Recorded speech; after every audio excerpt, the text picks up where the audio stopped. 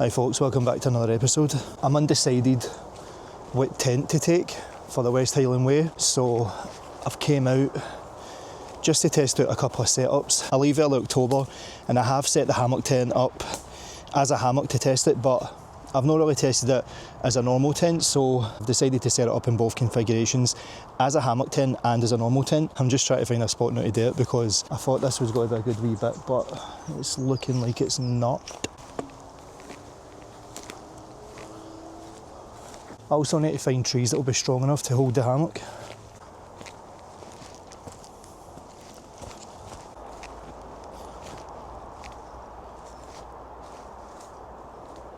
So we'll go for that tree to there. I will do a video on everything I'm taking at the West Highland Way, but today it's just about the tent. Get this out of the way.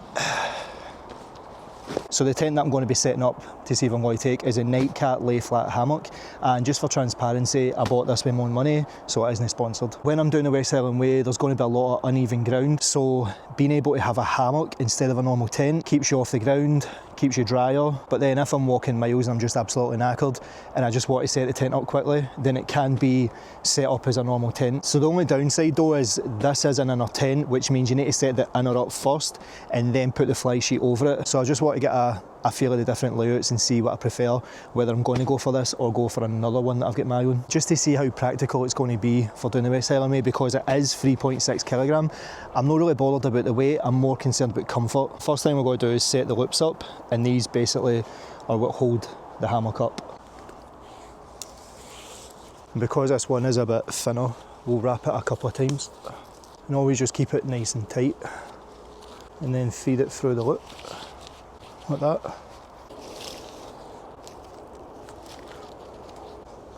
Like that. And then get the hammock itself. So there is only one door to it, so you want to make sure the door is on the side that you want to have your camp at. And again, it doesn't matter about height, we're just setting it up. And these poles are basically what make it a lay flat and make it more stable. So on the side, you've got wee holes. You just feed it through it. There's these wee pockets at the end, you just feed it into them. Do the same to the other side. Like that. And this is what's going to keep the shape. And then we just feed these through, and this is what makes the top go up.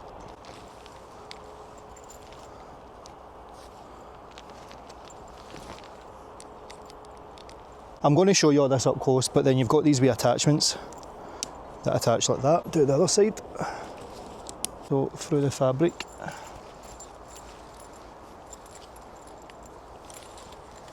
And then you get these wee eyelets, and you just place the poles in there and then just push it through. Get the other one and pop it in, and then just pop these wee clips on.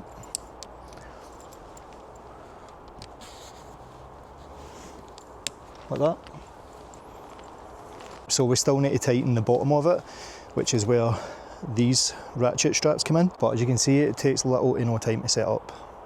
So one of the things that I've seen online that people were struggling with was when they're inside it and they lie on their side, the tent moves like this, and that's because when you use these lower straps, people were only putting it round one loop, which basically meant it's going to pull.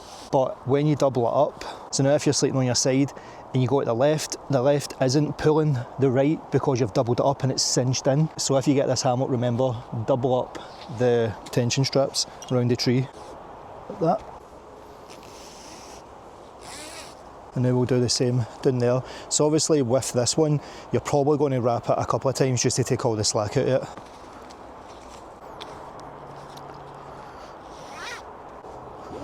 So now we can start cinching it down. So I'm going to make it a wee bit lower, and to do that just ease up the tension and maybe go down 2 rungs.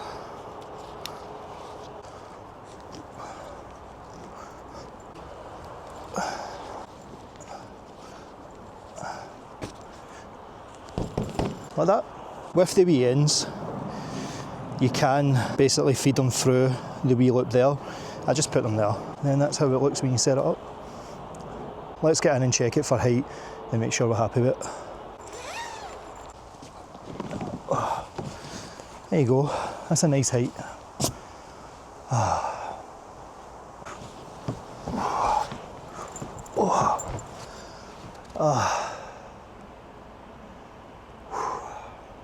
If you're a side sleeper, so triple looping it, double looping it around a tree enables that. Look, I'm trying and I'm not going anywhere. So I think what I'm going to do is I'm going to make it a wee bit higher. There is an under tray for your bag to go in, so I'm going to just put it up maybe one rung each. But you see how easy it is to adjust everything.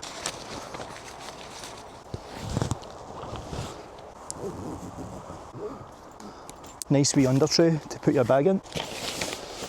So the cool thing as well, it's going to keep your bag off the ground and it's going to keep it dry, and you could also put your boots in there as well. But if you're out camping or hiking with a wee dog and stuff, you could put the wee dog in there.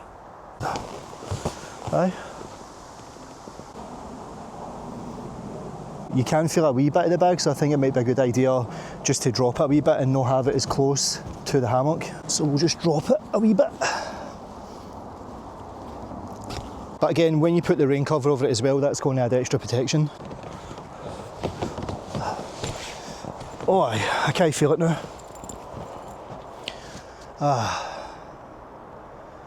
Oh, that's nice. So that's the under tray. As you can see, there's plenty of room for another bag if needed, and your boots, or even a wee doggy. It is sweltering. It was actually supposed to be raining. So another thing I've seen online with this tent is people were struggling to sleep in it with an air mattress. So if you were struggling to put your air mattress in here, you could always put it in the parcel shelf. And if you are planning on camping in the cold or the winter and stuff, you're going to need something underneath you to stop the cold air rising through it. So if you couldn't get your air mattress in, you could basically put it on the parcel shelf and then cinch it up, so it will keep you nice and warm when you're in the hammock in winter. So while we are testing out the different setups for this hammock, we need to test out and see if the air mattress fits as well. And thanks to today's sponsor, Northpeak Gear, they've kindly sent me out their Northpeak Ultralight Mattress Pro, so let's hope it fits. So this is Northpeak Gear's Northpeak Ultralight Mattress Pro, and in the bag we get a wee puncture repair kit with elastic bandages to hold it together. So I opted for the black, but you can get it in orange, green, brown or black. And at the bottom you can see we've got a wee inflating pump, so you can basically pump it up with your foot, no need for a pump or anything. Let's just get a rough lay of the land and let's see if it's going to fit before we pump it up. I'm happy with that. So before we even pump it up, as you can see, we still have a wee bit of space. So some of the features on this pad, you can see it's got like wee buttons and they're on each side of it, so you could actually double it up or triple it up. We do have an inflation pump here that you'll be able to do with your hands or obviously with your feet, or you've got one at the back where you can pump up with an air pump. But for the North Coast 500, I'm going to be walking quite a few miles, so I can see me not using this, but I will use the flex tail pump just to get it up that bit quicker.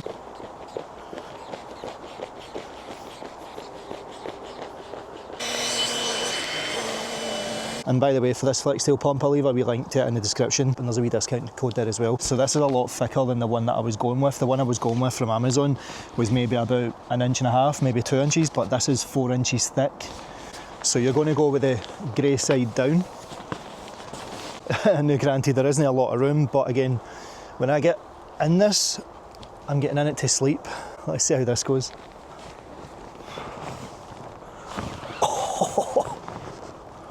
Oh, aye.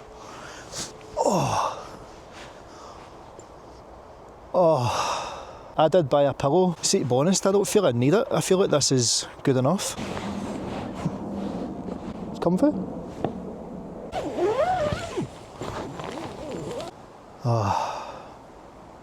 I haven't guyed up this part here, so what I normally do is I put guy lines on the poles at each end, and then I cinch them back the way, so it just makes this more tighter. So that one will go that way, and then this one goes that way, and it just makes it more tighter. So let's cover the specs of the air mattress. So as I said, it's a 4-season pad with an R rating of 4.0, and with the 4.0 R rating, you can use this in -6 degrees or 21 degrees Fahrenheit. And with this pad, it's got a 0 leak guarantee, which means it never deflates overnight. It's got a 4-inch or 10cm thickness, which basically prevents hip breakthrough. It's also very quiet as well, so you barely hear anything when you're moving about. The material itself is made from a 400 nylon TPU, and as you can see in this video, it's pretty indestructible. It's got a super quick setup with the built-in foot pump system, and with that foot pump, it does say it takes under 2 minutes to inflate the pad. But again, it does offer the other option, just in case you're hiking and you want a quick setup with an air pump. And with these buttons on each side, you can have an interlocking system, putting 2 pads together. And as you can see, it packs to a water bottle size and very ultralight. And for the inflated dimensions, it's 195cm by 70cm by 10cm, and it's got a pillow thickness of 16cm or 6.3 inches. It's got a weight limit capacity of 200 kilograms or 440 pounds. Even though it's 4 inches thick, it is lightweight. So guys, if you want to go and pick this up, its normal price is £70, but just now they're having a wee deal on where it's £44.99. So if you want to go and check it out, I'll leave a link in the description. So if I decide to change the tent, I'll be definitely taking the pad.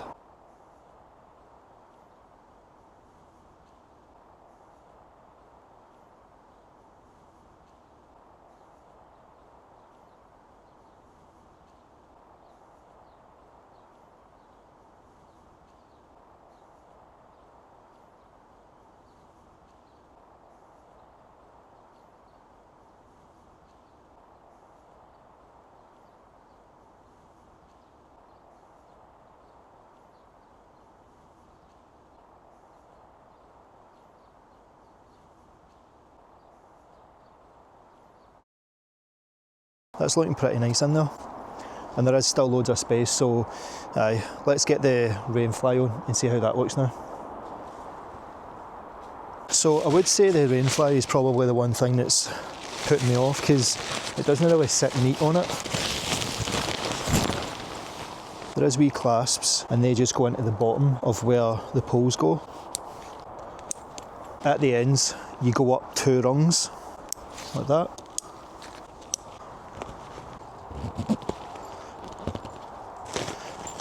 That's it cinched in. To me, it just feels a wee bit loose, doesn't it? Like it's going to collect water.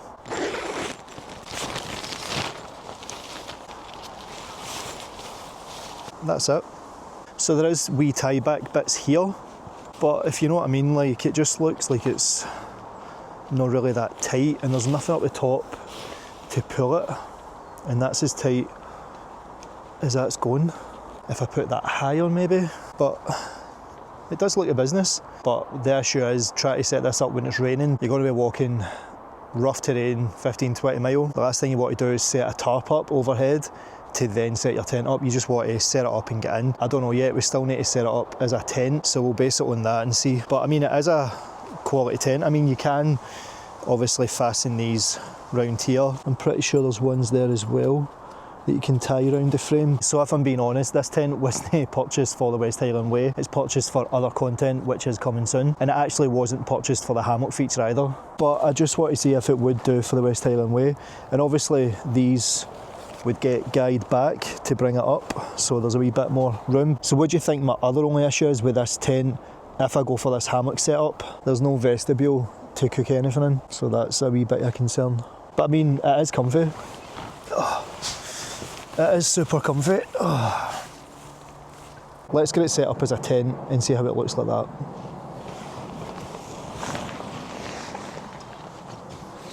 So this is where the hammock's winning, because I've literally just been looking about for somewhere flat. Everywhere it's just bumpy as hell. There's just no flat bit. So the hammock's winning in that sense.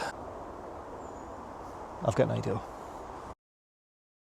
And as you can see, I've set it up outside and I've put a wee ground sheet down as well. Admittedly, it is actually faster setting it up like that than having to tie it to trees, but we'll get it pegged out and get it all set up and see how it looks.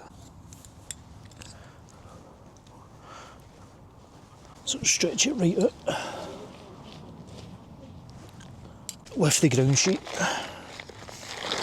We'll just fold it under, just so if it's raining, the rain doesn't pull under it. So Night Kit also provides these wee ties as well. So I think what we could do is we could tie the tops to the spikes to make that more tighter.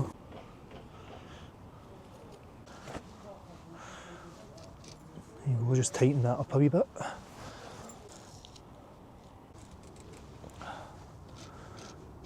Like that. So like that is nice and tight now. That's not going anywhere. Attach the clips. So if this was for summer, this would be ideal for just camping outside. So let's get the Northpeak Ultralight Mattress Pro in. And again, I'm just going to use the flex tail because it's quicker.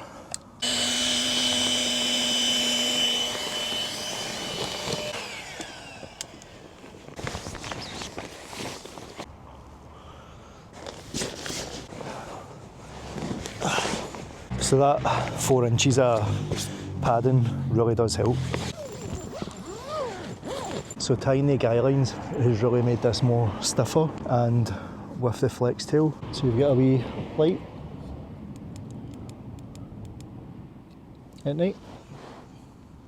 And the cool thing about this as well, it's got wee pockets at the side for like your phone. So you could put the light down the bottom as well.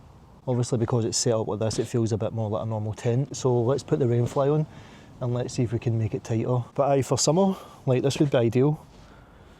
Nice wee breeze, watch the stars. But again, this tent wasn't supposed to be for the West Highland Way. This tent's for something else, coming soon.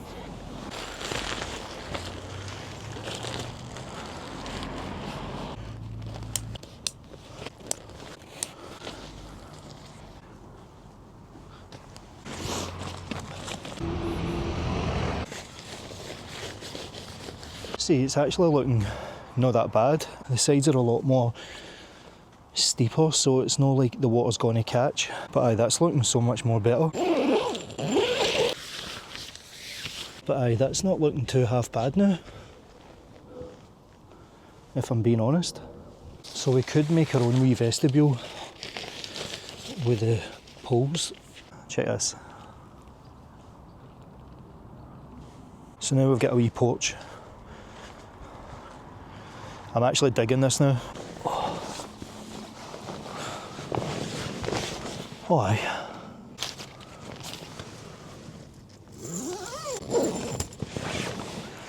That's pretty cool.